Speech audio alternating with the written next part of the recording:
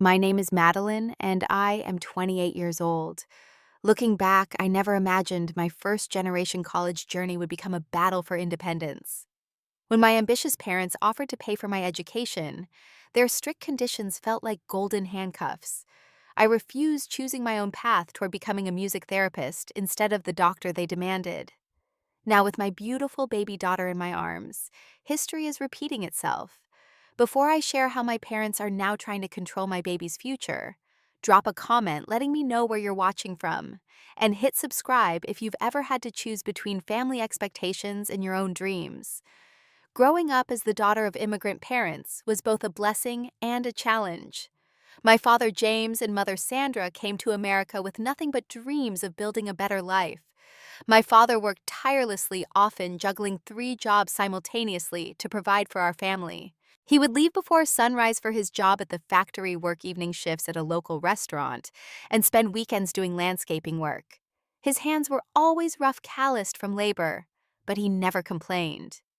Education is the only way to succeed in America, my father would say during our family dinners. Without good education, you will struggle like us. My mother was gentler, but no less determined. While she supported my father's strict approach, she often served as the mediator during our conflicts. When my father would raise his voice about my grades not being perfect, my mother would quietly suggest that perhaps I was trying my best, but she never directly challenged his authority. "Your father wants what is best for you," she would whisper when we were alone. "He may seem harsh, but everything he does is from love." Our family struggled financially throughout my childhood. I remember wearing secondhand clothes and feeling embarrassed when I couldn't participate in school field trips because we couldn't afford the fees. Yet despite our limited resources, my parents managed to save every penny possible for one specific purpose: my college education. "Madeline will be a doctor or lawyer," my father would proudly tell his friends at community gatherings. "She will have the opportunities we never had." This declaration always made me squirm uncomfortably. From a young age, I had discovered a passion that had nothing to do with medicine or law. Music called to me in a way nothing else did. I was 7 when I first touched a piano at my elementary school. The music teacher had noticed me lingering after class, staring at the instrument with fascination. She invited me to try it, and something magical happened when my fingers pressed those keys. "You have a natural gift," she told me, her eyes wide with surprise at my intuitive understanding of melody. Throughout elementary and middle school, I found ways to nurture this passion in secret. I would stay after school to practice on the music room piano. I taught myself to play using free resources at the library and YouTube tutorials when my parents weren't home. Music became my refuge, my joy, my secret world. By high school, I had become quite accomplished musically, though my parents remained largely unaware of the depth of my passion. I maintained straight A's in all subjects to keep them satisfied, while developing my musical talents whenever possible. I joined choir and convinced my parents it would look good on college applications. I volunteered to play piano for school events, framing it as community service rather than pursuit of my passion. During my junior year, I discovered something that changed my life: music therapy. Our school counselor arranged for various professionals to speak about career paths, and among them was a music therapist from the Children's Hospital. She explained how she used music to help children with autism communicate assisted stroke patients in regaining speech, and provided comfort to those in hospice care. "Music can heal in ways traditional medicine cannot," she explained, showing videos of her sessions with patients. "It reaches parts of the brain and heart that nothing else can access." I was mesmerized. Here was a career that combined my love for music with meaningful service to others. That night, I stayed up for hours researching music therapy programs across the country. I learned about the rigorous training required combining musical proficiency with psychology, neuroscience, and therapeutic techniques. This wasn't just playing music for entertainment. It was using the power of sound as medicine. As senior year approached, my parents' pressure intensified. They brought home brochures from prestigious universities with strong pre-med programs. My father spoke endlessly about the security and respect that came with being a doctor. My mother started introducing me to the children of her friends who were already in medical school, clearly hoping they would influence me. Dr. Williams' daughter, Jennifer, is at Johns Hopkins now, she would say. She says the anatomy classes are difficult but rewarding. I would nod and smile, the weight of my secret dream growing heavier. Inside, the conflict was becoming unbearable. I loved my parents deeply. Their sacrifices had given me opportunities they never had. How could I disappoint them? But how could I abandon the path that felt so clearly mine to follow? The tension reached its peak one evening when my father asked to review my college application essays. I had written two sets, one for the pre-med programs my parents expected, and another set for music therapy programs I actually wanted to attend. When he demanded to see what I had written, I reluctantly handed over only the pre-med essays, my heart pounding with the deception. Good, he said, nodding with approval after reading my essay about wanting to become a neurosurgeon. This will impress the admissions committee. That night alone in my room, I cried silently. I was living a double life, and soon I would have to choose which path to follow. The moment of truth was approaching faster than I was prepared for. The evening that changed everything began like many others in our household. My mother had prepared a special dinner, which should have been my first clue that something important was about to happen. The dining table was set with our best dishes, usually reserved for holidays and special occasions. "Sit down, Madeline," my father said, his tone serious, but with an unusual undercurrent of excitement. "Your mother and I have something important to discuss with you." I took my seat, noticing my parents exchanging meaningful glances. My mother smiled nervously while my father cleared his throat. "We have been saving money since the day you were born," he began, his voice swelling with pride. "And now we are ready to make you an offer. We will pay for your entire college education." My heart leaped momentarily before sinking as he continued. "But we have conditions," he said, raising his index finger. "First, you will attend University of Pennsylvania. Their medical program is excellent, and we have a family friend whose son graduated from there." My mother nodded enthusiastically beside him. "Second," he continued, "you will study pre-med and maintain a 4.0 GPA. No exceptions. If your grades slip, the funding stops." I gripped my fork tightly, feeling the walls closing in. "Third, you will send us weekly progress reports about your class's grades and study habits. We need to know you are taking this seriously." When my father was now fully in his element, outlining my future as if reading from a contract. "Finally, no extracurricular activities without our approval. College is for studying, not socializing or wasting time on hobbies. Your focus must be 100% on becoming a doctor." There was a moment of silence as I absorbed these terms. My mother's eyes were fixed on me, waiting for my gratitude and acceptance. My father sat back in his chair, clearly satisfied with his generous offer. "What about music therapy?" The words escaped my lips before I could stop them. My father's expression darkened instantly. "Music what? What are you talking about?" With trembling hands, but a surprisingly steady voice, I explained my discovery of music therapy as a profession. I described the research I had done, the programs available, and the impact music therapists made in healthcare settings. My father listened for approximately 30 seconds before interrupting. "That is not a real career, Madeline. It is a hobby, not something serious people do for a living. Doctors save lives. What does playing music do? Entertain people. We did not sacrifice everything for you to become an entertainer." "Music therapy is a recognized healthcare profession," I countered. "It requires a master's degree and board certification. Music therapists work in hospitals alongside doctors." "Alongside doctors," my father scoffed. "Not as doctors, always second class in the hospital. Is that what you want to be seen as, less than?" My mother placed her hand gently on his arm. "James, perhaps we should listen to what Madeline is saying. If this is something she is passionate about." He shook her hand off. "No. We came to this country so our child could have the best opportunities. Doctor, lawyer, engineer. Those are real careers with security and respect. This music therapy nonsense is not what we sacrificed for." That night, after the disastrous dinner, I locked myself in my room and began researching music therapy programs with renewed determination. I discovered a particularly strong program at Berklee College of Music that offered a comprehensive bachelor's degree, followed by a master's in music therapy. Their graduates had an impressive 98% job placement rate within 6 months. Even more encouraging, they offered several scholarships for promising students. The next day at school, I sought out Mrs. Johnson, my music teacher, who had been supporting my musical development since freshman year. Your parents are offering to pay for your education, but only if you become a doctor, she clarified after I explained my situation. I nodded miserably.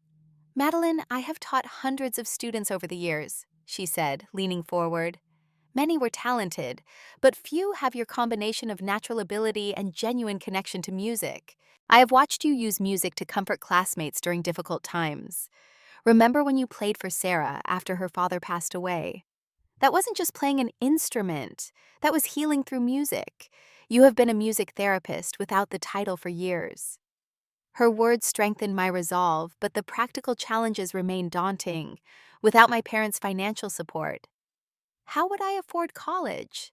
Mrs. Johnson helped me research scholarship opportunities and suggested I apply for every single one available. Your audition pieces are already at a competitive level, she assured me, and your academic record is stellar. You have a real chance at significant scholarship funding. For the next few weeks, I lived a double life. To my parents, I was the dutiful daughter, considering their offer and preparing for a future in medicine. But every spare moment was dedicated to preparing scholarship applications and audition pieces for music therapy programs. The tension at home was becoming unbearable. My father would leave medical school brochures on my bed.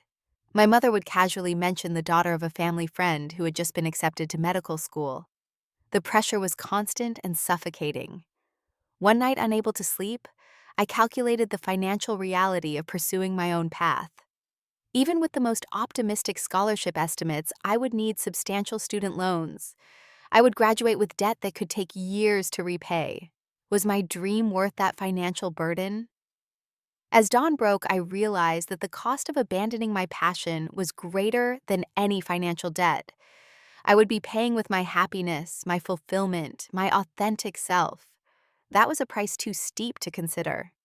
After weeks of inner turmoil, I finally gathered the courage to confront my parents. I chose a Sunday afternoon when we would all be home and relatively relaxed. I had rehearsed what I wanted to say countless times, but when the moment came, my heart still pounded painfully in my chest. Mom, Dad, I need to talk to you about college. I began, my voice steadier than I expected. They sat down in the living room, my father's expression already guarded, as if sensing a challenge to his authority. My mother smiled encouragingly, though concern flickered in her eyes. I appreciate your offer to pay for my education. I continued maintaining eye contact despite my nerves. I understand the sacrifices you've made to save that money, but I cannot accept your conditions. My father's face immediately flushed. What do you mean, cannot accept? Do you know how many young people would be grateful for such an opportunity? I am grateful for the opportunity, I clarified, but not for having my entire future dictated to me. I've decided to pursue music therapy. It's what I'm passionate about, what I'm good at, and where I can make a meaningful contribution. Absolutely not. My father slammed his hand on the coffee table. We are not wasting our money on some frivolous music program. If you want to throw away your future, you'll do it without our support. James, my mother interjected, please calm down. No, Sandra, we did not work multiple jobs, save every penny so she could play piano for a living. This is ridiculous. It's not playing piano for a living, I insisted, pulling out the research materials I had gathered. Music therapy is a legitimate healthcare profession. Music therapists work with patients recovering from strokes, children with autism, people with Parkinson's disease. My father wouldn't even glance at the materials. If you want to help sick people become a doctor, that's the proper way to do it. There are many ways to help people heal, I argued, and I need to follow the path that's right for me. The argument escalated quickly. My father threatened to cut off not just tuition, but all financial support if I pursued this foolishness. My mother cried, begging me to reconsider, suggesting compromises like minoring in music while majoring in something practical. But I had made my decision. News of our conflict spread through our extended family like wildfire. My father's brother called to lecture me about respecting my parents' wishes. My mother's sister suggested I was being selfish and ungrateful.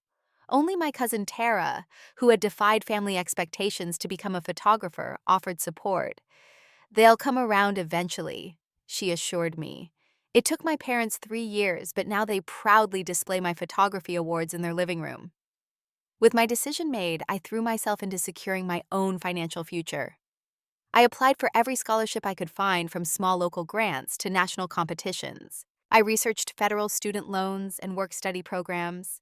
I picked up extra shifts at my part-time job at the local bookstore, saving every dollar possible. My parents made one final attempt to change my mind the week before high school graduation. They invited me to dinner at my favorite restaurant, an unusual gesture given the tension between us. "Madeline, we have been thinking," my mother began gently. "Perhaps we were too harsh." Hope flickered briefly until my father continued. "We will compromise. You can attend the University of Pennsylvania and major in psychology instead of pre-med. That seems closer to this therapy interest of yours, and it's still a respectable field." It wasn't a compromise at all. It was still them dictating my path, just with slightly different terms. "I appreciate the offer, but I've been accepted to Berkeley with a partial scholarship," I told them. "I'll be starting their music therapy program in the fall." My father's expression hardened. "Then you are on your own. Don't expect any help from us." The day I moved into my dorm was one of the loneliest of my life. While other freshmen were surrounded by parents helping carry boxes and arranging rooms, I arrived alone with everything I owned packed into my secondhand car. My mother had slipped me an envelope containing $2,000 and a note that read, "Just in case," but she hadn't dared accompany me against my father's wishes. As I made my bed in the small dorm room, tears threatened to overwhelm me. Was I making a terrible mistake? Should I call my parents and accept their offer before it was too late? But as I unpacked my keyboard and set it up by the window, a sense of rightness settled over me. This was my path to walk, however difficult it might be. My first semester at Berkeley was a crash course in independence. With only a partial scholarship covering about 40% of my tuition, I had to work multiple jobs to make ends meet. Between classes, I worked at the campus coffee shop, gave piano lessons to local children, and took weekend shifts at a nearby nursing home as a receptionist. The financial strain was constant and exhausting. I survived on ramen noodles and peanut butter sandwiches, carefully counting every dollar. There were nights I lay awake wondering if my father had been right, if I had made a catastrophic mistake choosing passion over security. But those doubts always dissipated during my music therapy classes. From the very first session, I knew with absolute certainty that I had found my calling. Learning how different musical elements could address specific therapeutic goals fascinated me. Discovering how rhythm could help Parkinson's patients improve their gait, how melodic intonation could assist stroke survivors in regaining speech, how harmonic structures could soothe anxiety in trauma patients. This wasn't just playing music. This was medicine of a different kind. "You have a natural therapeutic presence," my professor commented after watching me work with a volunteer patient. "You're not just technically skilled, you're intuitively responsive to what the person needs." Those words sustained me through many difficult moments. Contact with my parents during this time was minimal and strained. My mother would call occasionally, her voice hushed, as if she was speaking without my father's knowledge. She asked about my classes and whether I was eating enough, but never directly addressed the elephant in the room. My father didn't speak to me at all for the first 3 months.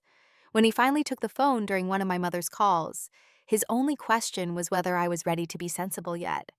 The loneliness might have been unbearable if not for the friends I made at school. There was Jasmine, a jazz saxophonist who shared my work ethic and often saved me leftovers from her restaurant job. There was David, a composition major, who understood the healing power of music because it had helped him through his own depression. And there was my roommate Sarah, who came from a wealthy family but never made me feel less than for my financial struggles. "Your determination is inspiring," Sarah told me one night when she found me studying at 3 a.m. after a double shift. "Most people wouldn't have the courage to do what you're doing." Then there was Alex. We met during a music theory study group in my second semester. He was a guitarist studying music production who volunteered to help with the technical aspects of my music therapy projects. His calm, supportive nature was a balm to my stressed soul. Unlike my parents, Alex never questioned the validity of my chosen path. He saw the impact of my work and respected my dedication. "I've never met anyone so certain of their purpose," he told me after watching me conduct a mock therapy session. "It's like you were born to do this." Our friendship gradually blossomed into something deeper, but we both moved cautiously aware of my complicated situation and demanding schedule. By the end of my first year, I had not only survived, but excelled academically despite my heavy workload. My professors took notice, and one recommended me for a competitive summer internship at a local children's hospital. It was unpaid, which meant taking on even more work hours at my other jobs, but the experience would be invaluable. During that internship, I witnessed firsthand the profound impact of music therapy. I'll never forget working with 8-year-old Jake, a boy who hadn't spoken since witnessing a violent trauma 6 months earlier. After 3 weeks of music therapy sessions, he sang 4 words during our goodbye song. The neurologist who had been treating him was astonished. "Whatever you're doing, keep doing it," she told me. "We've tried every conventional approach without success." I wanted desperately to share these experiences with my parents, to show them the legitimacy and importance of my chosen field. When Thanksgiving break arrived, I decided to make the trip home despite our unresolved issues. I brought videos of my clinical work research articles on music therapy outcomes and testimonials from medical professionals about the efficacy of music interventions. The reunion was awkward and tense. My mother embraced me tearfully, while my father offered only a stiff nod of acknowledgement. When I attempted to share my materials over dinner, my father interrupted. "This is a holiday, Madeline. We don't need to be subjected to your justifications." My mother, however, secretly asked to see my videos later when my father was watching television. As she watched footage of me working with a child with autism, helping him use a drum to communicate his needs, tears filled her eyes. "You are good at this," she whispered. "I had no idea. It was so medical." It was a small crack in the wall of disapproval, but it gave me hope. My father remained unmoved. He maintained that I had made a foolish choice and would eventually realize my mistake. When I returned to school after the brief, uncomfortable visit, I was both saddened by his continued rejection and strengthened in my resolve to prove the value of my path. Despite my father's prediction of failure, my academic and clinical success continued. I maintained a 3.9 GPA while working 20 to 30 hours per week. My clinical supervisors praised my intuitive approach to patients and my creative adaptation of musical interventions to address specific therapeutic goals. When graduation day arrived at the end of 4 grueling but rewarding years, I stood on the precipice of professional achievement. I had secured a position as a music therapist at Boston Children's Hospital, had published a small research study in a respected journal, and was debt-free thanks to scholarships, grants, and my relentless work ethic.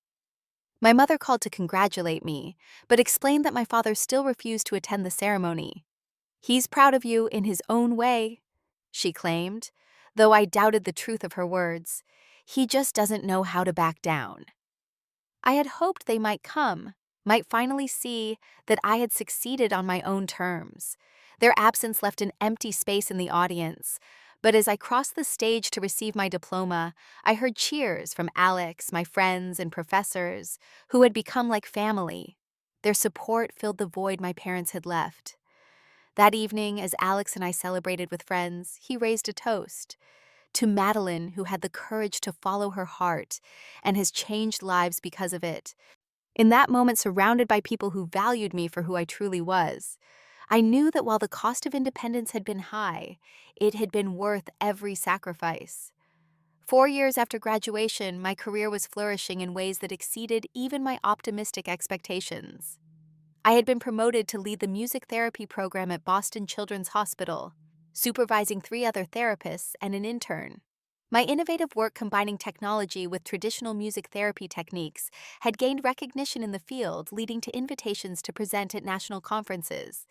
"Your methods with nonverbal children have shown remarkable results," the director of rehabilitation services commented during my performance review. "The neurology department has specifically requested your involvement in their long-term stroke recovery program." This professional validation felt particularly meaningful given the doubt that had surrounded my career choice. Each success, each child who spoke their first words during a music session, Each elderly patient who regained movement through rhythmic exercises was a quiet affirmation of my path. My personal life had flourished alongside my career. Alex and I had married 2 years after graduation, in a small ceremony attended by our close friends and his supportive family. My mother had come, though. My father had refused the invitation.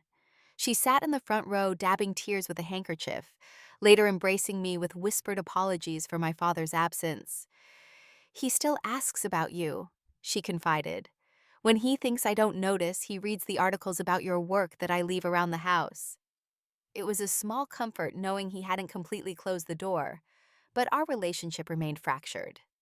Our communication consisted of brief, stilted conversations, when I called home on holidays with my mother acting as an enthusiastic buffer between us. Still, over time, there had been subtle shifts. My father no longer openly criticized my career choice. When I mentioned professional accomplishments, he would respond with non-committal grunts rather than dismissive remarks. It wasn't approval, but it wasn't outright rejection either. Meanwhile, Alex and I had purchased our first home, a modest but charming two-bedroom house near the hospital. Unlike many of our peers, we had done it without parental assistance, saving diligently, and securing a favorable mortgage based on our solid employment history. The day we received the keys, I felt a surge of pride in our self-sufficiency. "We did this ourselves," I told Alex as we stood in our empty living room. "Everything we have, we've earned." He squeezed my hand. "And we've done it while staying true to ourselves. That's worth more than any financial boost we could have gotten." Beyond my hospital duties, I had developed a community music therapy program for children from disadvantaged backgrounds, offering services on a sliding scale fee structure. The program had grown from 3 students to over 30, with documented improvements in academic performance, emotional regulation, and social skills among participants. This work caught the attention of the New England Music Therapy Association, which honored me with their annual Innovation Award. The recognition brought local media coverage, including a feature in the Boston Globe that highlighted music therapy as a legitimate healthcare intervention. I sent the article to my parents without comment, hoping it might help them understand what I had been trying to explain for years. My mother called immediately after receiving it. "We're so proud, Madeline," she said, the "we" feeling like an overstatement given my father's continued emotional distance. But then I heard shuffling in the background, and surprisingly, my father's voice came on the line. "The article was informative," he said stiffly. "Your hospital seems very respected."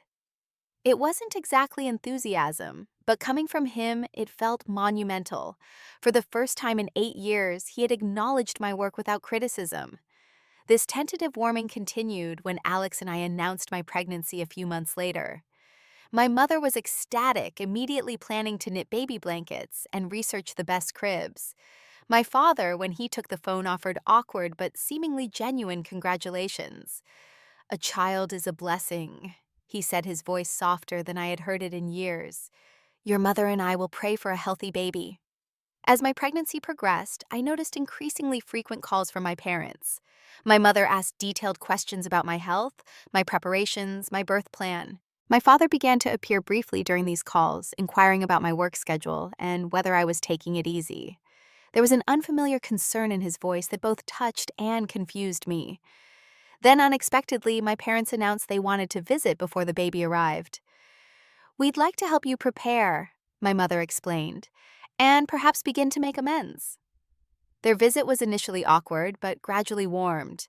My mother fussed over my pregnancy glow and expanding belly, while my father seemed genuinely impressed by our home and my professional standing at the hospital. He even attended one of my group therapy sessions for children with developmental disabilities, watching silently from the back of the room. "Those children respond well to you," he commented afterward. I didn't realize it was so structured, so clinical. It felt like the beginnings of understanding of respect. Perhaps parenthood was creating a new bridge between us, a shared experience that transcended our differences. As they prepared to leave after their week-long visit, my father hesitantly handed me an envelope. "A gift for our grandchild," he explained. Inside was a certificate for a college savings account they had opened for the baby with an initial deposit of $10,000. I was touched by their generosity, but couldn't help noticing the name of the financial institution Penn Investments affiliated with the University of Pennsylvania, the school they had once insisted I attend. It seemed like a coincidence, but as they departed, I overheard my father murmur to my mother, "We'll do better with the grandchild. We won't make the same mistakes." The comment lingered in my mind, raising questions about what exactly my father meant by doing better and not making the same mistakes. But I was preoccupied with the final months of pregnancy and preparations for maternity leave, so I pushed the concerns aside, choosing to focus on the positive steps toward reconciliation. Lily Rose entered our world on a snowy January morning after 26 hours of labor. She was 7 pounds 4 ounces of perfection, with a full head of dark hair and curious eyes that seemed to take in everything around her. The moment the nurse placed her in my arms, I felt a love so overwhelming it brought tears to my eyes. "She's beautiful," Alex whispered, his voice breaking with emotion as he gently touched her tiny fingers. "She looks just like you." We had barely settled into our hospital room when my parents arrived, having driven through a snowstorm after receiving Alex's call about the birth. Their unexpected appearance startled me. We hadn't discussed them coming so immediately, but the joy on their faces as they beheld their first grandchild was undeniable. "Oh, Madeline," my mother breathed, tears streaming down her face. "She's absolutely perfect." More surprising was my father's reaction. This stern man who rarely displayed emotion stood transfixed at the foot of my bed, his eyes glistening as he stared at Lily. "May I hold her?" he asked hesitantly. As I watched my father cradle Lily with unexpected tenderness, something shifted between us. The hard edges of our estrangement seemed to soften in the presence of this new life. What I didn't anticipate was that my parents would announce they were extending their hotel stay to help with the baby. What was meant to be a brief visit to meet their granddaughter evolved into a 2-week stay that showed no signs of ending. Initially, their assistance was welcome. My mother cooked nutritious meals, did laundry, and offered experienced advice about breastfeeding and soothing techniques. My father assembled the crib we hadn't yet put together and insisted on paying for a higher-end baby monitor than the one we had purchased. But as days passed, I began noticing concerning patterns. My parents weren't just helping. They were increasingly inserting themselves into every aspect of Lily's care and our decision-making. Babies should be on a strict feeding schedule, my father insisted when I nursed Lily on demand. "That's what the pediatrician told us with you, and you turned out fine." "Actually," I countered, "current research supports feeding on demand for breastfed babies. Our pediatrician specifically recommended it." My father frowned. "These modern doctors are too permissive. Structure and discipline should begin early." Similar disagreements arose about sleep training pacifier use, and even the temperature of Lily's room. Each time my parents positioned their outdated knowledge as superior to current pediatric recommendations. More troubling were my father's comments about Lily's future education. As he rocked her one afternoon, he remarked, "We'll need to research the best preschools soon. Early education sets the foundation for success." "Dad, she's 3 weeks old," I reminded him. "We have plenty of time to think about preschool." "Not really," he countered. "The top preparatory preschools have waiting lists. We should get her name down now to ensure she has the right start." The "we" in his statement didn't escape my notice. Neither did the growing tension between Alex and me over my parents' extended presence. Though he never complained directly, I could see his frustration in the tight set of his jaw when my father overruled his parenting choices, or when my mother rearranged our kitchen without asking. "How long are they planning to stay?" he whispered one night as we prepared for bed. "It's been 3 weeks, and they're talking about looking at preschools." "I'll talk to them, I promised. They're just excited about their first grandchild." But before I could address the issue, my parents made an announcement over breakfast. "We've been thinking," my mother began, exchanging glances with my father. "We want to help with Lily's future." My father nodded. "We've started a college fund for her. A substantial one." "That's very generous," Alex said cautiously. "We appreciate the thought." Yes, but there's more, my father continued.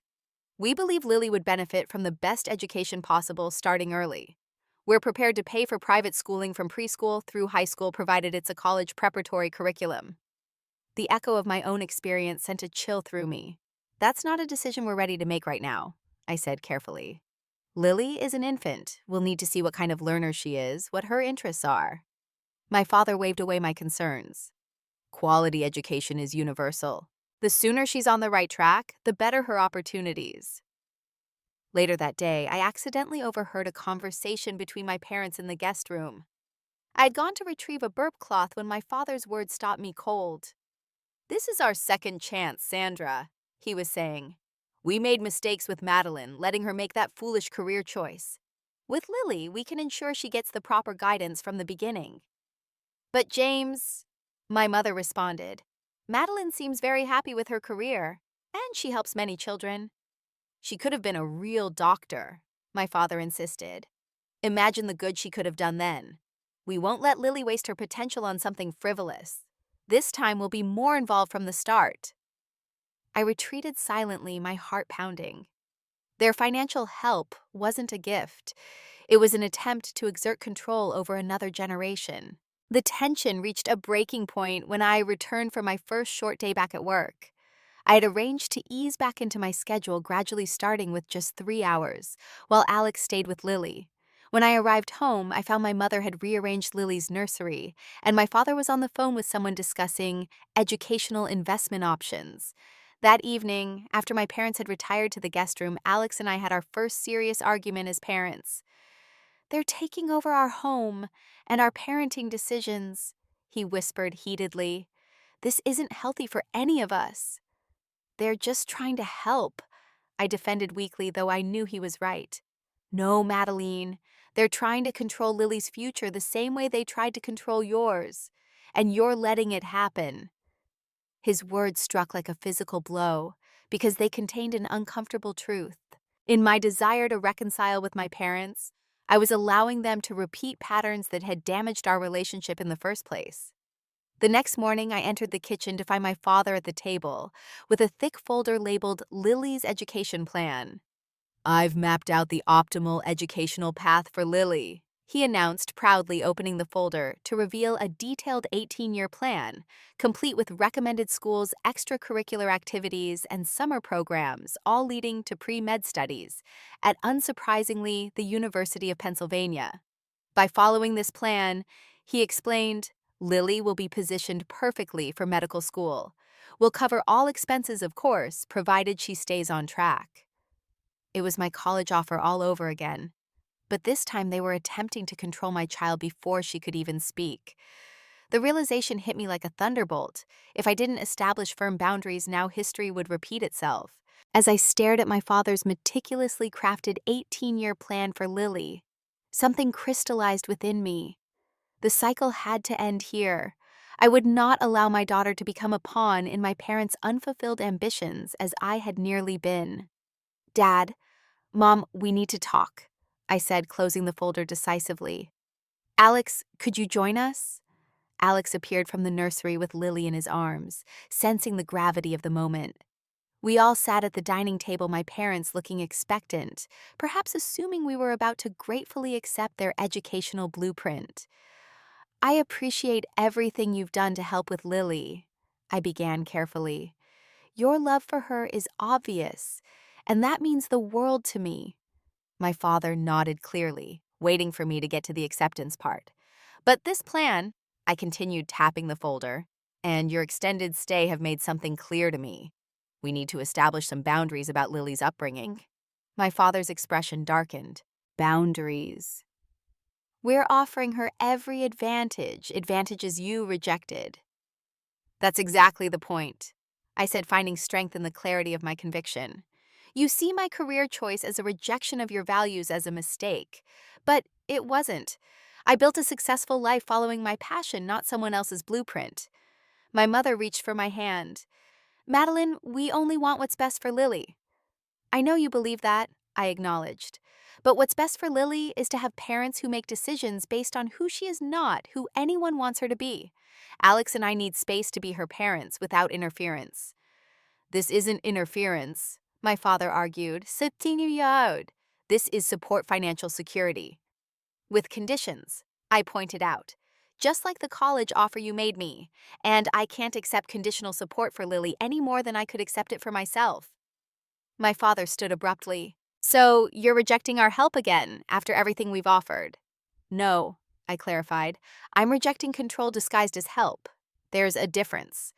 Alex shifted Lily in his arms and spoke up for the first time. We value your role as grandparents. We want you in Lily's life, but as grandparents, not co-parents or education directors. We've created our own family vision, I continued. We want Lily to grow up in a home where she's encouraged to discover her own passions, whether that's science, art, music, or something we haven't even thought of. That sounds like a recipe for aimlessness, my father scoffed. Children need guidance direction. They need support to become their authentic selves, I countered, not to fulfill someone else's dreams. The conversation grew increasingly tense.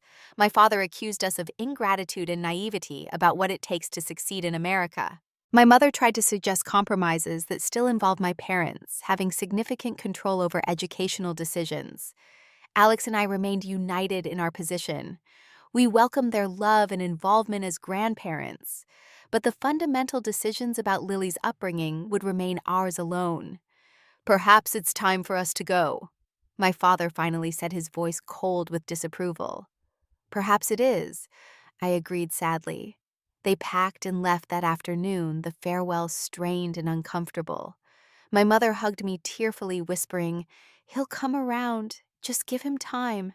My father shook Alex's hand stiffly and kissed Lily's forehead, but barely looked at me as they departed. The house felt suddenly empty, yet somehow lighter.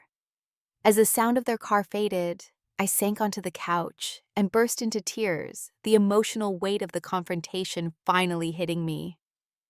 Did we do the right thing? I asked Alex as he sat beside me cradling Lily. Absolutely, he assured me. It was hard but necessary. We're breaking a cycle mad. That's never easy, but it's worth it. The following months were quiet on the family front. My mother called regularly to check on Lily, but these conversations were subdued, careful. My father didn't speak to me at all for nearly 3 months. We focused on building our own family routines, enjoying the simple pleasures of watching Lily develop her own personality, free from the weight of expectations. Then, unexpectedly, my mother asked if she could visit alone. Just for a day, she specified. I miss Lily. And you. When she arrived, something about her seemed different, less anxious, more present. After spending time with Lily, she asked if we could talk privately while the baby napped. I've been doing a lot of thinking, she began once we were settled with tea. About you, about my own life, about the patterns in our family. She took a deep breath. I had dreams too, you know. Before I met your father, I wanted to be a teacher, specifically an art teacher. I loved painting, working with children. This was news to me. In all my years, I'd never heard my mother mention any career aspirations beyond supporting my father. What happened? I asked. My parents, she said with a sad smile. They didn't see teaching as prestigious enough, especially art teaching. They wanted me to marry well, which I did. Your father was considered quite a catch, educated, ambitious. She stared into her tea. I don't regret marrying him. He's a good man who wants the best for his family. But I do regret abandoning my own dreams so completely. Over time, I forgot they were even mine. I became a reflection of what others wanted. Tears filled her eyes. When you defied us to follow your passion, part of me was terrified for you. But another part was secretly proud. You had courage I never found. Her confession cracked something open between us, a new level of understanding. For the first time, I saw my mother as a complete person with her own complex history, not just as an extension of my father. It's not too late, I suggested gently. You could still explore art, take classes. She smiled. I actually have been. I signed up for a watercolor class at the community center. Your father thinks it's silly, but he's not stopping me. This small act of self-determination seemed to have awakened something in her. She spoke more confidently, laughed more freely. Before she left, she hugged me tightly. You're a wonderful mother, Madeline. Trust your instincts with Lily. They're good ones. 2 weeks after my mother's visit, my phone rang with my father's number. I answered with trepidation, expecting perhaps another attempt to insert himself into Lily's educational future. Instead, his voice was uncharacteristically hesitant. Your mother tells me Lily is sitting up on her own now. Yes, I confirmed. Just this week. An awkward silence followed before he cleared his throat. I've been thinking about our disagreement. I still believe structure and planning are important for a child's success, but perhaps I was too prescriptive. It wasn't an apology exactly, but from my father, this acknowledgement was significant. We're coming up for your birthday next month, he continued. If that's acceptable to you and Alex, just for the weekend. That would be nice, I said, meaning it, despite my apprehensions. In the months that followed, we established a new family dynamic. My parents visited every other month, staying in a nearby hotel rather than our guest room.